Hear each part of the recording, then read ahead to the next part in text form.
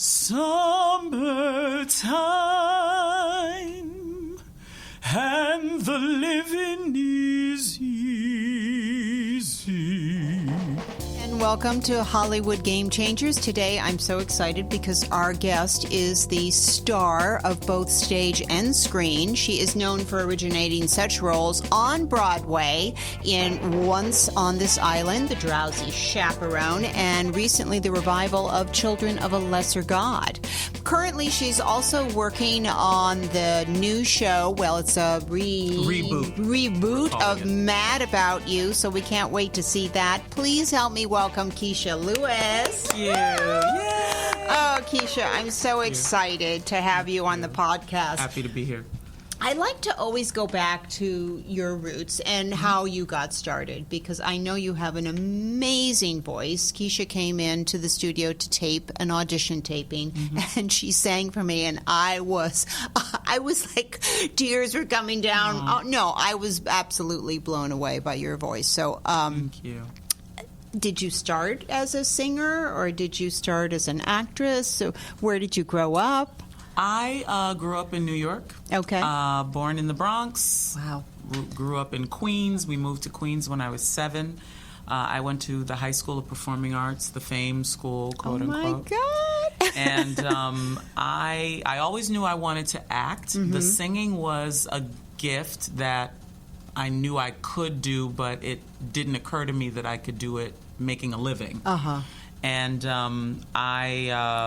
the first job was because actually of a high school teacher of mine, Mrs. Shine, who my senior year had gone to see Dreamgirls. Oh my gosh. And she cornered me at school in my senior year and said, there is a role in this new Broadway show, Dreamgirls. Are you kidding? That is you, and you need to see the show, and you need to make sure that you get an audition for it. She helped me get an agent. Oh my gosh. And I actually wound up getting the show on my own. I didn't get an agent until after I had booked the show, but I auditioned 6 times over the course of 2 years, going to every single open call. I'm a pretty determined, I've always been pretty tell me no, and I'm going to get you. You were in high school? I was 16 when I graduated high school. Okay. So by the time I booked the show 2 years later, I was 18. So I have the distinction of being the last of the original Broadway Effies and the youngest. Wow, that is so exciting. I mean, I had a high school teacher, too, who was probably instrumental in getting me going in acting. She was just so supportive, and you need that. Yeah, you know. You do. But here you are, you're in New York, and oh my God, that is so exciting. And your first show was My first show was Dreamgirls on Broadway, oh my and God. I had to learn how to sustain 8 shows a week. I could certainly sing it for an audition, right, but had no idea how to do it 8 shows a week. So one of my castmates, who is the Tony winner, Adrienne Lennox, she won the Tony for Doubt on Broadway. She was my first friend, and she said, you need a voice teacher so you can learn how to do this. So Deborah Bird was my first voice teacher. Deborah Bird went on to be the vocal coach for the first, I guess, 5 seasons of American Idol. Oh, wow. So if you go back, you'll see Deborah Bird on camera coaching. So she coached Kelly Clarkson. And really? Yeah. So, oh, my gosh. Well, you have an amazing foundation. Yes. She was very instrumental in teaching me how to sustain it. And in a role like Effie White, you have to learn how to sound like you're singing harder than you really are. Learning how to lay back, learning how to what you give on Tuesday versus what you give on Saturday versus what you give on the last show. Wow. You know, that kind of thing. Last show of the week, I mean. So listen, being on Broadway is probably not going to happen for me, but it's certainly... You never know. Well, you never know. You don't never know. But what was that like? What was that like, your first show? It was pretty surreal. It was... I was thrilled at the idea, because when I did do what my teacher said, which was to go see the show, and I was stunned by Jennifer Holliday's performance. Right. And so being on that stage was just It was a dream come true. Yeah. It was, I think, the thing that I kept thinking was stay in your body, stay in your body, and just keep connecting with the actors. Look into their eyes, find the truth of every scene. Thank God I had a very good foundation at the High School of Performing Arts. I bet, we were trained Yes. To act in a very adult way, so I was ready. And I was going to NYU for college, so... For theater. For theater. I was in the Circle in the Square at Tisch School of the Arts. So I was going to school during the day and doing the show at night. Oh, and my God. It was amazing. That is absolutely amazing. And so, all right, so you get out of Dreamgirls, you do Dreamgirls, you're the youngest Effie, and then what? Then where do you go from there? I got an agent during the run of that show and just started auditioning for Broadway shows. And you went from one to another. I did. I was pretty blessed. And I was very determined and persistent.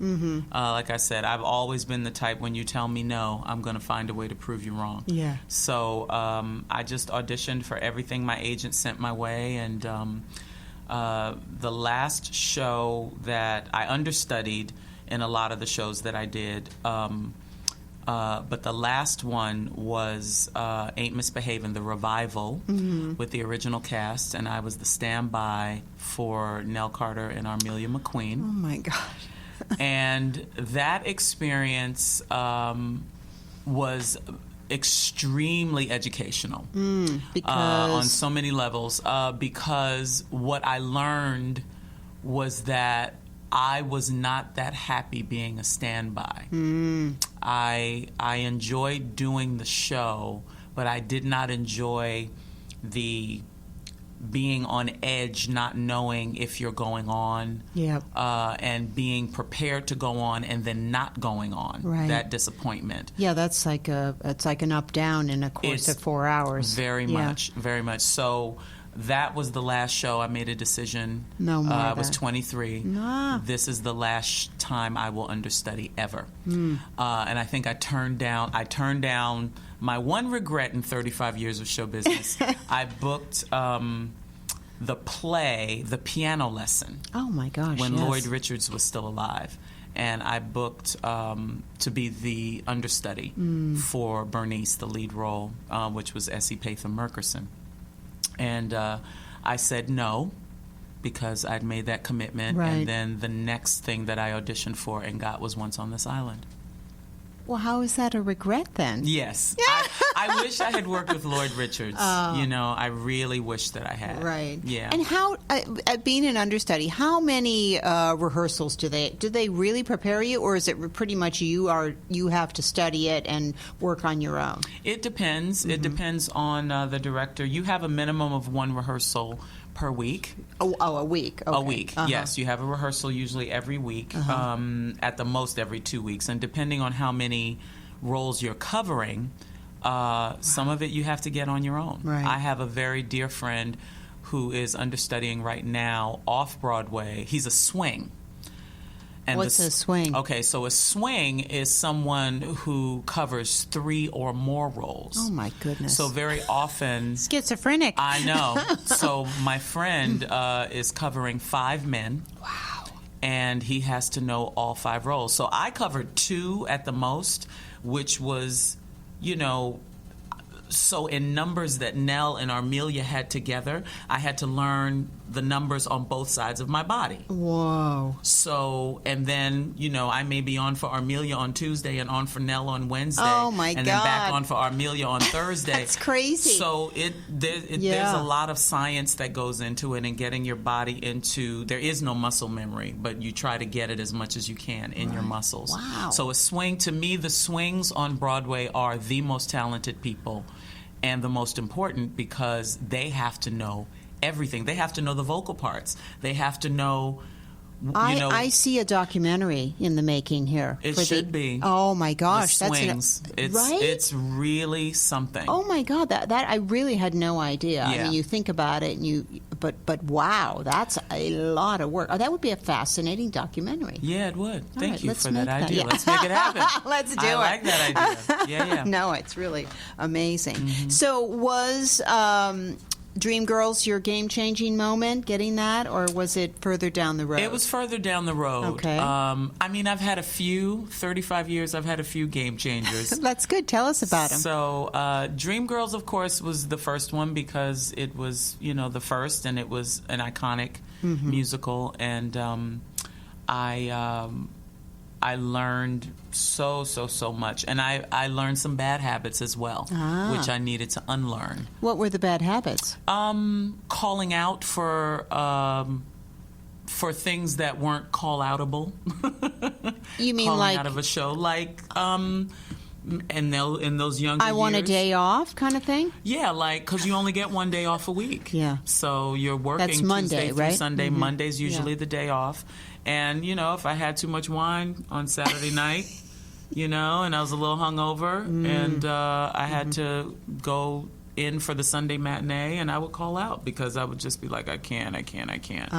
So I had to unlearn those kind of habits, meaning being more responsible when you know what you have to do. Well, you were young, though. Yeah. Yeah. I mean, you learn as you go. Right. So that was a game changer for me. And then, of course, Once on This Island was a game changer for me, making that decision and following through with that. And most recently, a game changer for me was I took over for Tanya Pinkins in Mother Courage and Her Children in 2016. One of my favorite shows. Yeah, I got to do that. Now that's not a musical. That is not a musical. No. There was some music in the show. Yes. But it's not a musical. So that was a game changer in that Tanya had rehearsed the show, had done previews, and then had some feelings around her own issues with the director and interesting. And decided to leave just before opening. Oh, boy. It was an all-black production set in the Congo. First time that had ever been done. Interesting. It was off-Broadway at Classic Stage Company at CSC. And through some circumstances, I wound up getting the job. And just having the opportunity to take that on. So what wound up happening... How much time before the opening did you get the role? The opening was supposed to be on a Tuesday or a Wednesday, and I booked it on a Saturday, the Saturday before. Lord. So oh my God, my stomach just did a big flip-flop. It was frightening. It was because that's a lot of... They shut the show down for a week to give me a week. And I sent my son to be with his dad while I just hunkered down, got a memorization coach. Oh, wow. And worked on it and carried my book.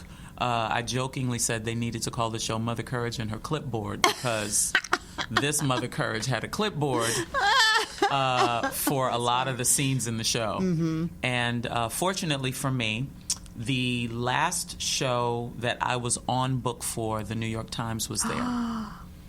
And they gave me a love letter. I got a cover story in the arts section.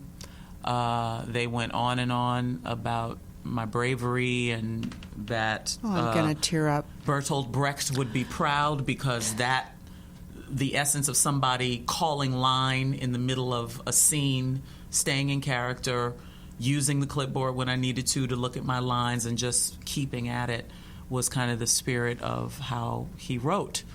And that was a game changer for me because then, after 30-some-odd years, the business said, she's an actress. She's not just musical theater. Right. And that kind of flipped things for me. That was one of my questions was, because you said you were always wanted to be an actress. So it's interesting. I mean, yes, of course, everybody typecasts everybody. It's just the nature of the business. But to really have people see you as a talent in your acting as opposed to just your singing, because we know that you have to act to sing. Absolutely. But absolutely, there's a bias there. Oh, there's a total bias that when people yes. sing well, that they're not really actors. Yeah, and that's true for some, but it's not true for most. Right. So it was hard for me to get seen for straight plays. Right.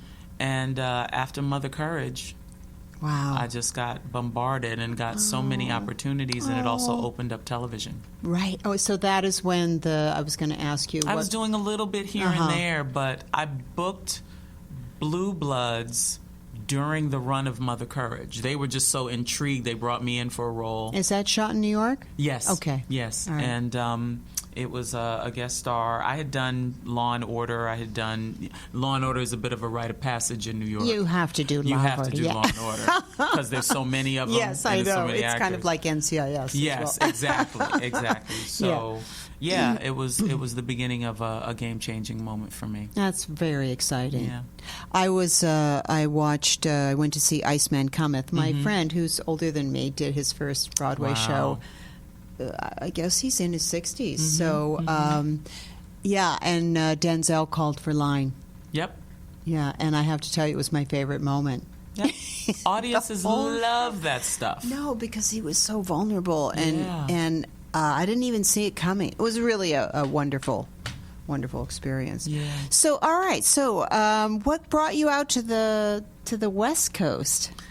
This trip, what brought me out is... so you still live in New York? I live in New York, but I'm going to move here. I've made that decision since I've been here these last 6 weeks or so. Wow. I'm going to move. So what's the cushy, beautiful weather? Is that what's tempting you? I've lived here before. I lived here for 12 years, and I went back to New York. I've been back in New York 15 years. And I wanted for the last 5 or so to move back. It's a combination of the weather and the lifestyle, and as I'm getting older, the 8 shows a week just the thought of it makes me tired. So much. I'm telling you, I have such respect for. Theater actors, of course, absolutely, because there's just the discipline of learning the show and then sustaining the show. Absolutely. Keeping it fresh every single performance is ridiculous. In television, you get a new script every week. Right. But the same words over and over and over and making it, such respect. But, 8 shows a week, that's brutal. We're athletes. Yeah. Theater actors are athletes. Yeah. And it's... I let the young folks have it. They can do it. But if a role, like for example, what role, if it came along, would you go, oh yeah, I'm doing that one? Is there one that you're like? There's one that's in development that I have my eye on. I want to play. There's going to be a Broadway show about Maya Angelou. And I would love to play that role. I think you should. Play that. I would love to. I can see it. I'm putting it out in the universe. Oh. I have a bit of a story with her in Okay. that when I was in high school, my junior year, English teacher gave us a project where we had to write short stories and send them to our favorite author. And she was my favorite author at the time, and she wrote me back. Oh, my God. And she encouraged me to continue writing. She said, I think you have a wonderful, wonderful promise as a writer, and you should continue. So I have been doing that. Writing your own My projects? own projects, yeah. Wow. I've written a play about her. That's the one thing that's complete, as most writers have bunches of things sitting in the computer. Yes. But that's one that's complete that I hope to do sometime soon. Oh, my goodness. Wow, you really are multi-talented. I feel that in this industry, as many things as you have an interest in, you should pursue, I Yes. think, because there are very few of us who can sustain a career just doing one thing. So as many things as you have a talent for, whether it's producing, if you have an administrative mind, if you have the gift of gab and you can raise money, if you have an eye for big pictures, you should be directing. Yes. I mean, all of that, anything and all of that that you can do, that you have an interest in, develop all of it. Yeah. Well, plus it satisfies you during these, The dry I call them spells. the droughts. Yes, droughts, absolutely. Yeah. So any New York stories, like favorite things that you like to do in New York? Oh, boy. I want to get to California right now. All right, well, let's talk about that. What do you love about California? What's your favorite thing to do here? I love the relaxed energy. Yeah. I love that people seem to be genuinely happy. seem to be. No, I think they are. Yeah. And of course the weather, but I just think there's something as in this business especially, which can be so stressful and demanding, to have your regular living surroundings be more peaceful and calm. Well, certainly you could get a bigger place here than Yes. I always laugh when I go to New York and I stay in a hotel room. I'm like, this is it? It's like, It's a corner. the bed is shoved up next to the closet, next to the dresser, and it's like you can't, two people in that room, it's like you want to kill them. Exactly. I've been blessed. I have a house. I live in Long Island. Oh, okay. So I've always liked to be away from the action. I like to go into the action for work, and that's it. Yeah, okay. Good plan. But yeah, there's more space and the ocean, of course. Right. I love that and being around it. So what area here appeals to you? Santa Monica? I love Santa Monica. I do. I don't know if I'll be able to afford Santa Monica starting out, but I certainly love it there. And, we never mentioned why I'm here now. I'm doing Mad About You, the reboot. Oh, yes, of course. The reboot of Mad About You. Now, how did that come about? I have two friends who were a part of the putting together of Mad About You.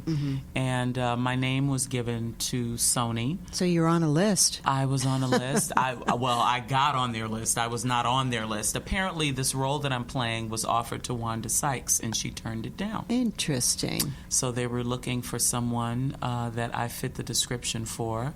And my two friends put my name in the hat, and I had to audition, so I did a self-tape in New York. Okay. And sent it on a Friday. I got a response on Monday that they liked it, but they wanted to see more. So Paul Reiser, who wanted me on the show, wrote my callback scene so that I could do a few different kinds of comedy in another scene. So I taped that about 3-4 days later, and then I got an answer the next day that I booked it. That's so exciting. Now, did you work with Paul? Because he was... no? I had not. No, didn't know him. Didn't know him. Didn't know Helen. I did know Helen. Okay. Helen is an executive producer. Paul is an executive producer, and Peter Tolan, who's the showrunner and executive producer. So apparently, from my first tape, the three of them told Sony and Spectrum, she's our choice. And they said, not so fast. We don't know her. So let's see what else she can do. So interesting. I'm the hoops we have to jump through. So many hoops. And Paul said to me, as we were working on this, he was so generous.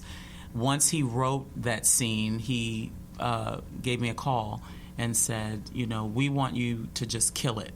So you know how funny you can be in what areas, anything you want to change or mess around with, let's talk about it. So he let me add a little bit, take away a little bit, and so it could be tailored for me. And that's who gets to do that. Yeah.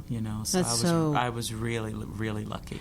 And tell me a little bit, can you talk about the part, what the part is? Yes, the part is, so it's the original core group of Mad About You. Helen Hunt and Paul Reiser are the couple. John Pankow is cousin Ira. Ann Ramsey is Helen Hunt's sister, Jamie's sister. And Richard Kind is back as Mark Deveneaux. Was he the sort of annoying friend? He was the annoying friend in the yes. first season, and I think he only did the first season because he got Spin City. Oh, okay. After that. Okay. But he's back, and I am his second wife, Tanya, because his first wife, Fran, was Helen Hunt's character, Jamie's best friend. So now I'm her best friend. Oh. And I play a therapist who Jamie and Paul are suffering from empty nest syndrome. So this reboot picks up after Jamie has had the baby. That's how the series ended. Yeah. So now the baby is going off to college. First episode, they take her to school, to NYU. And Jamie's character decides to use her social work degree and become a therapist. So she has to do her hours at somebody's practice. So she comes to my practice. Oh, that's awesome. Yeah. it takes place in New York, but it's shot in L.A. Absolutely, Yeah. as so many things are. At the Sony lot or Culver City? We're at Red Studios. I don't know what it used to be called. It's over on Cahuenga. It's where I Love Lucy was shot, which is a great I don't know that studio. Red Omen. Studio. Oh, wow. It's that's called Red fantastic. Studios, yeah. Okay. I wish I knew what it used to be called, because I'm sure you would know it. Most people, when I say where it is, they go, oh, I know that studio. It's not too far from Hollywood and Vine. Okay. It's not the Sunset Gower. No. No. Red Studios. I'm going to have to look that Red up. Studios, yeah. So that's fantastic. Yeah. And then you're doing it in front of a live audience, Yes. right? Fridays, we shoot in front of a live audience. So it's kind of like still being on Broadway. Yeah, it's very much, it feels like a play. Yeah. It's we get a play a week. Yeah. And it's 4-camera. Oh, 4-camera. Which is not done 3. often. No. Yeah, Why it's the 4th? 4-camera. I don't know. Just I threw have an extra no in. idea. Yeah. That's hysterical. It's 4 cameras. 4 cameras, but and tell me, because it's my favorite genre is a sitcom in front of a live audience. Absolutely, I love it. But what is the joy for you? Like, let's just say you're in the middle of a scene and somebody f's up, Right. And of course the audience loves that, right? They live love for it, hoping it'll happen. and then the producers all huddle up, and talk. Try this line. How is that for you? I find it a lot of fun. I Yeah. mean, it's like doing theater. Right. Very much so. I did a scene a couple of weeks ago, and the director thought it'd be funny to add a couple of lines. During the taping? Yeah. Yeah. The scene was, I was having a conversation with Jamie, with Helen Hunt, and they're shooting me on the phone talking to her. And then the director thought it'd be funny, something that she says to me during the phone call, that when I hang up, I look at the phone and then say, that whatever it is she said to me that was so ridiculous. I don't know if it's going to make it in, but it was hysterical. The camera guys and women were like, that's funny. Yeah, So, that's great. it's fun. Oh, it's so great. I can't wait to see it. Yeah, thank you. I'll have to come to a taping. Yeah. Well, we're going to take a little break, and we're going to come back and play your favorite game, which we're kind of making up. It's Broadway trivia. Yikes. Okay. When I was going through cancer a few years ago, I went to WeSpark. I knew about WeSpark because I had previously done fundraisers for them, but walking through the door with a cancer diagnosis was a whole different experience. That is when I really saw what an amazing, life-changing place that is. WeSpark Cancer Support Center enhances the quality of life for cancer patients, for their caregivers, for their survivors, and for their loved ones. WeSpark provides free programs and services. Free. I'm talking about yoga and group therapies and Reiki massage and acupuncture. And all of these services alleviate the physical and emotional side effects of a cancer diagnosis. Call 818-906-3022. Call them today. We are back on Hollywood Game Changers with Kecia Lewis, who is an avid theater goer. Of course, she's a theater master, been on Broadway her entire life. And she's also a champion for diversity on stage. So we're going to put her knowledge of African-American Broadway history to the test in a game of trivia. Are you ready? I am. Okay. All right. So here's your first question. Which iconic Lorraine Hansberry play premiered in 1959 with Sidney Poitier as the star? A Raisin in the Sun. Yay! We should have one of those, like, ringers. Ding, ding, ding, ding, ding. Ding, ding, ding. Yes, exactly. Awesome. All right. Number 2. In which Terrence McNally, Lynn Ahrens, and Stephanie Flaherty musical is Booker T. Washington a character? Oh, Ragtime. Yeah, awesome. Ding, ding, ding, ding, ding. These are too easy for you, Kecia. Okay, number 3, which actress won 6 Tony Awards, the most ever Audra won? McDonald. I love Audra. Don't let my face fool you, but I'm just like, She's won enough. well, here's the thing. I went to that 6th one because I thought after she won it, which was Lady Day at Emerson's Bar and Grill. Were you nominated or no? No, I wasn't nominated. Okay. I went to see her in that play because I was like, really? 6 Tony Awards? Okay, I got to see. I got to see why. She was unbelievable. Really? Yeah, I had to bow down. Okay. Yeah, had to bow down. 6 well-deserved Tony Awards it should be. Okay. Absolutely. All right, number 4, Juanita Hall became the first African-American to win a Tony in 1950 for an enchanting performance in a Rodgers and Hammerstein musical set in a tropical land. Wow, you really kind of gave that out, didn't you? Which musical was that? South Pacific. Yeah. I played that role. Did you? Yes. Oh, my God. That's a great role. I've done a few Is that Rodgers the Happy and Talk? Yes, Oh. which annoys me. That song annoys me. I love that song. Most people do, but singing it is wow. Really? Yeah. It's a lot of... It's a lot of kick, exactly. Yeah, I agree. Okay. What singer, actor, and activist was the first African-American man to win a Tony for John Murray Anderson's Almanac? Oh, this is going way back. He has What a year? daughter. I don't know what year. Deo. I'm going to give you that as a little... Deo. Oh, Harry Belafonte? Yeah. Okay. Wow, that is Yeah. going back. Yeah. Okay. I actually... I wasn't alive to see that. Okay. I well, think. that was our big stumper. That's the stumper. Number 6, she's gotten 5 right. Color Me Impressed. What Broadway show based on a book and Whoopi Goldberg Oprah film of the same name has a cast won an Emmy for their musical performance on the Today Show? The Color Purple. Yeah. And I saw that 4 times in this last iteration. Really? Amazing. Yeah. Amazing. God, I got to get to New York more and see some more. Number 7, Ira Gershwin's opera, Porgy and Bess, premiered in 1935 with an entirely African-American cast. Can you sing an excerpt from Summertime? Okay, here's what's funny about that. I can hear, I have nearly perfect pitch. Yes. I can hear where summertime starts. But it's a little early Well, for that. All right, I'll let's do this. down the octave. Okay. Summertime and the living is easy. How about that? Oh my God! Your voice is amazing. Thank you. You know, it's not just your voice, Kecia. You live and breathe the notes. You do. Thank you. Absolutely do. Thank you. I had something exciting that just happened.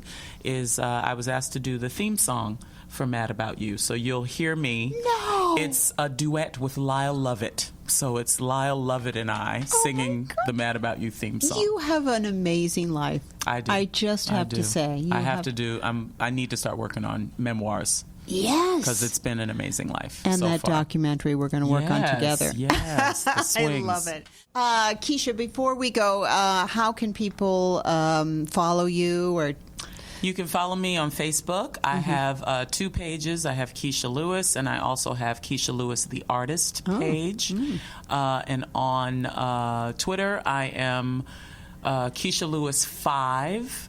And on Instagram, I am The Real Kecia Lewis, and it's spelled Kecia. Was there a fake Kecia Lewis? There are a few Kecia Lewises. Oh, really? So that's why I did The Real Kecia Lewis. Kecia Lewis. And anything, when is Mad About You coming out? Do you know? We are on Spectrum Originals. They're launching a new platform like a Netflix, Hulu kind of situation. Yes. And there are 12 episodes total. The first 6 drop on November 20th, and the second 6 drop on December 20th. Okay, so that's soon, guys. Very soon. That is very soon. I cannot wait. Yeah, No, me I was too. a huge Mad About You fan. And These scripts are amazing. Really? You're going to have a blast. Oh, I can't wait. All right, keep tuned. Watch for that show. And Kecia Lewis, everybody. Thank you.